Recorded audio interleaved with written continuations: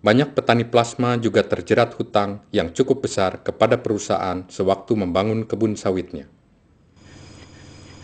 Plasma itu Pak, pengalaman saya itu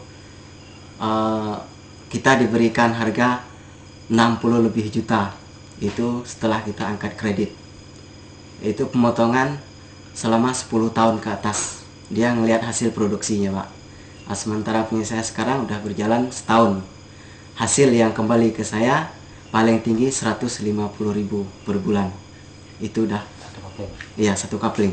Itu song ya Pak. Setelah dipotong kredit, pemupukan dan perawatan dan transportnya.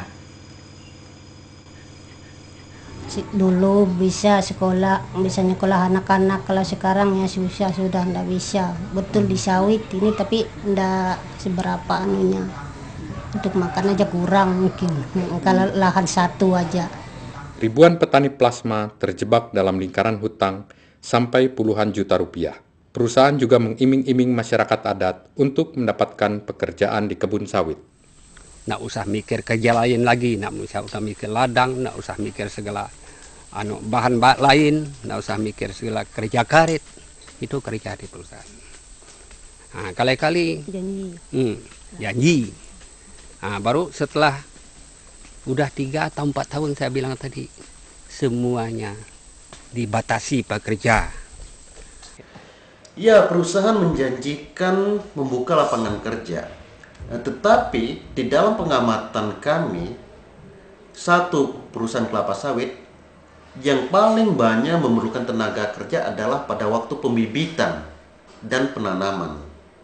Jaminan pekerjaan di perkebunan cukup diragukan dan tidak ada jaminan peningkatan kondisi ekonomi para pekerja. Ya, dengan saya bekerja, saya mendapatkan hasil, ya meski tidak memadai pekerjaan saya, ya tidak mencukupi segala pekerjaan, segala kebutuhan saya sehari-hari, tapi saya masih tetap mencintai pekerjaan saya, ya walaupun sangat rugi rasanya. Saya bekerja mulai dari jam 6 atau jam 7 sampai jam 5 sore. Saya hanya mendapatkan hasil 300 lebih sampai 400 lebih. Saat lahan dikonversi menjadi perkebunan sawit monokultur, masyarakat adat kehilangan tanah ulayat beserta sumber daya alam di dalamnya, yang semuanya menyumbang 1/3 dari pendapatan mereka. Masyarakat ini tidak membudidayakan sawit. Mereka mendaftar lebih dari 100 bahan tersedia di tanahnya. Demam atau asam, tekalung, durian, mangga, Kayu bakar, makanan, bahan atap, obat-obatan, bahan kerajinan, dan buah-buahan. Barang tersebut harus dibeli jika lahan ditanami sawit. Itu kan tetangga kita yang udah masuk sawit. Jadi sekarang saya lihat mereka sangat kesulitan. Yang jelas mereka cari kayu bakar aja sulit. Nah, sekarang ini. Apalagi kalau ada anak cucu nanti bagaimana? Tanah sudah makin kecil, hutan makin habis. Nah, itu. Jadi cari sayur mayur juga susah, semua membutuhkan uang. Itu saya memikirkan. Kalau cari pakis itu payah. Cari lauk itu payah, kan cari daging payah. Soalnya udah ndak ada hutan, semua sawit. Cuman itu aja.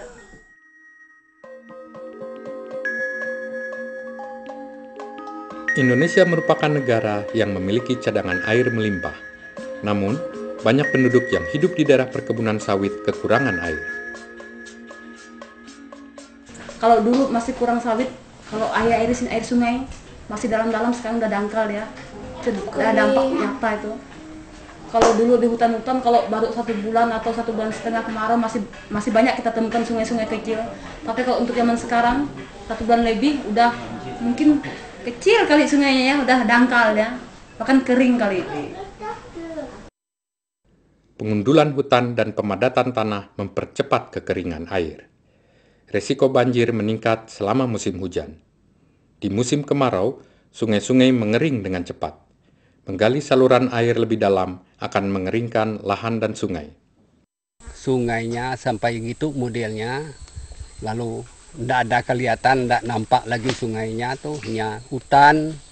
Itu gara-gara parit oleh pekerjaan sawit, karena diadakan di ujung-ujung sungai itu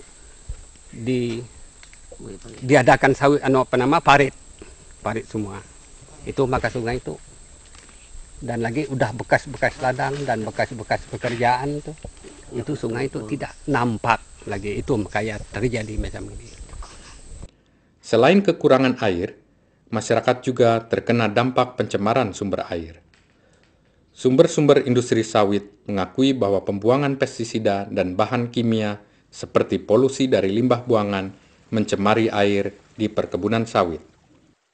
Saya sendiri itu orang limbah, jadi saya sangat membantu perusahaan waktu itu karena saya itu memakan gaji. Kalau muncul musim hujan, nah itu limbah dari kolam langsung masuk ke sungai. Itu saya kerjakan itu tengah malam dan tidak diketahui oleh orang kampung. Nah itu pekerjaan saya.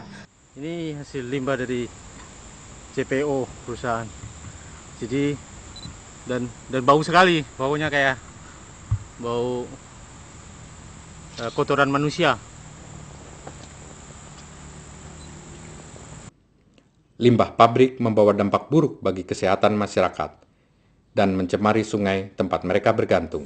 Pada setiap hari musim hujan, jebol air mengakibatkan ikan dan binatang yang besar, lele ikan seperti labi-labi, itu penyu, juga mati. Itu terjadi pada pencemaran air yang di pabrik minyak kelapa sawit. Dan masalah limbah ini, sekitar 7 km punah ikan tersebut. Sekarang mau nyuci saja, kalau umpama mandi, kulit ini berkuman dan luka-luka lah gitu, seperti